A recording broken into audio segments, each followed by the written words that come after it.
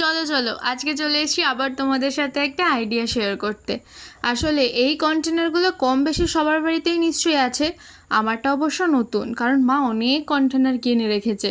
যখন কারোর বাড়িতে খাবার দিতে হয় টিফিন বক্স পাঠালে আর ফেরত আসে না, তাই এই কন্টেনারগুলো একদম সেভ অপশান। তো আমার কাছে যেহেতু অনেকগুলো নতুন কন্টেনার রয়েছে, তো ভাবলাম কেননা একটা কন্টেনার দিয়ে আমি একটু লক্ষ্মীর ঘট বানাই। লক্ষ্মীর ঘট মানে ওই আমার জন্য একটু সঞ্চয় করব আর কি। সঞ্চয় তো আর আমার দ্বারা হয় না, তো সেই জন্য সুন্দর করে ঢাকনিটাকে কেটে নিয়ে ডিজাইন করে নিলাম আর লিখে নিলাম সঞ্চয় ভাণ্ডার। আর আমি কিন্তু টাকা পয়সা একদমই জমাতে পারি না, তোমরা কারা কারা আমার মতন আছো কমেন্টে জানিও। তাই ভাবলাম নিজের হাতে একটা কিছু বানাই যাতে করে জিনিসটা ভেঙে ফেলতে ইচ্ছে না করে। আর সব শেষে আমি এখানে ভার্নিশ দিয়ে কাজটাকে ফিক্স করে নিলাম। আর হ্যাঁ, ঢাকনিটা কিন্তু আমি কন্টেনারটার সাথে ফেভিকুইক দিয়ে আটকেছি যাতে এটা আমি খুলতেও না পারি। তো আমার এই ছোট্ট সঞ্চয় ভাণ্ডারের কনসেপ্টটা তোমাদের কেমন লাগলো কমেন্টে জানিও। তাহলে আজকের মতন টাটা।